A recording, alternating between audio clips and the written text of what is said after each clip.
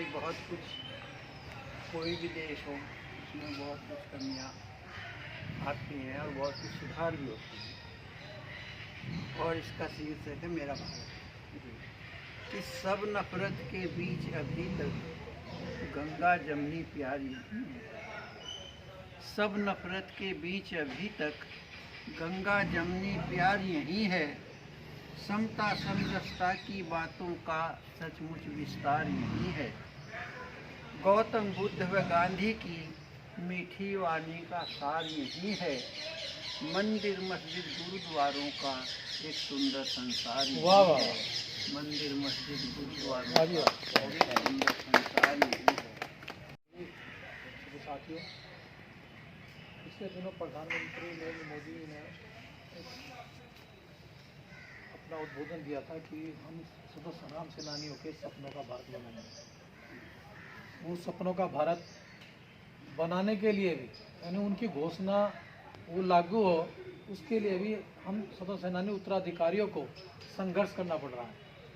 तो ये बड़ी दुर्भाग्यपूर्ण स्थिति है कि आज स्वतंत्र संग्राम सेनानी जिन्होंने इस देश को आज़ाद कराया और आज़ादी की सांस पूरा भारत ले रहा है, वो आज उपेक्षित है और आज उनकी कहीं कोई सुनवाई नहीं हो रही है।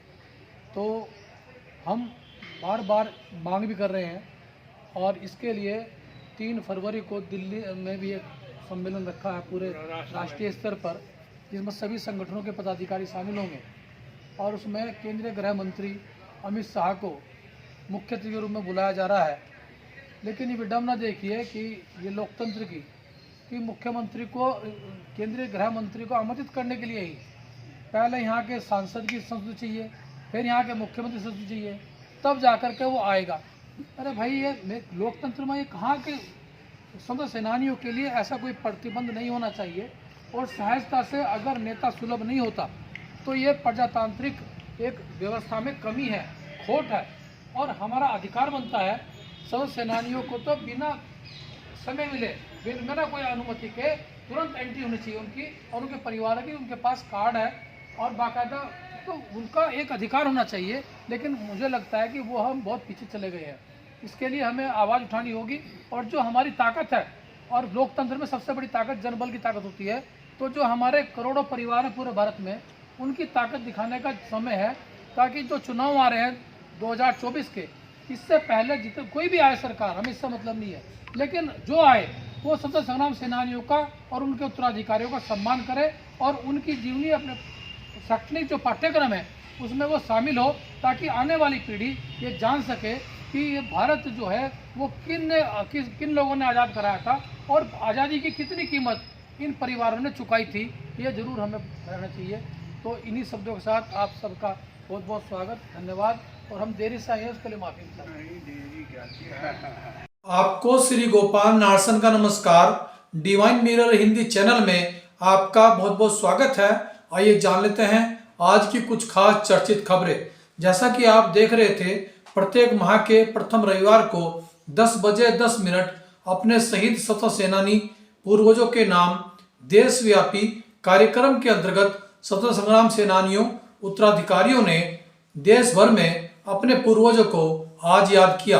हरिद्वार के शहीद जगदीश प्रसाद वत्स पार्क में स्वतंत्र सेनानी विद्याभूषण वेदालंकार ने ध्वजारोपण किया, तो महासचिव जितेंद्र रघुवंशी ने 3 फरवरी के दिल्ली सम्मेलन की जानकारी दी। रुड़की के सुनहरा वटवर्क्स व ब्लॉक कार्यालय रुड़की, भगवानपुर व लक्सर में शहीद स्वतंत्र सेनानी स्मारक पर पुष्पांजलि अर्पित की गई। सुरेंद्र सैनी, देश बंधु श्रीपाल वत्स आदि ने अपने पूर्वजों का भावपूर्ण नमन किया। हिंदी को देश की राष्ट्रभाषा व संयुक्त राष्ट्र संघ की भाषा बनाने के लिए विश्व हिंदी दिवस पर 10 जनवरी को राजकीय आयुर्वेदिक कॉलेज ऋषिकुल हरिद्वार से हर की पौड़ी तक अंतर्राष्ट्रीय हिंदी संकल्प यात्रा निकाली जाएगी व सम्मेलन का भी आयोजन होगा।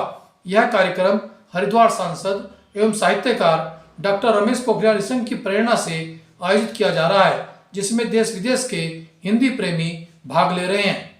मालदीव सरकार ने आज भारत के खिलाफ टिप्पणी करने वाले अपने 3 मंत्रियों मरियम सियूना मालसा व हसन जिहान को निलंबित कर दिया है। भारत ने इन मंत्रियों के भारत विरोधी बयान पर आपत्ति दर्ज कराई थी। बांग्लादेश की प्रधानमंत्री पद की दावेदार शेख हसीना ने आज चुनाव में वोट देने के बाद अपने संदेश में कहा कि भारत हमेशा से ही उनका भरोसेमंद दोस्त रहा है। उन्होंने मुक्ति संग्राम के दौरान भारत के समर्थन व 1975 में परिवार खो देने के बाद भारत से मिले आश्रय को भारत की दरियादिली बताया। विपक्षी दलों ने इस चुनाव का बहिष्कार कर रखा है। ऐसे में शेख हसीना का प्रधानमंत्री बनना तय माना जा रहा है। कोलकाता के मुर्शिदाबाद में तृणमूल कांग्रेस के महासचिव सत्येंद्र चौधरी की बाइक सवार बदमाशों ने गोली मारकर हत्या कर दी है। सत्येंद्र चौधरी तृणमूल कांग्रेस से पहले कांग्रेस पार्टी के नेता एवं हदीर रंजन चौधरी के करीबी रहे हैं।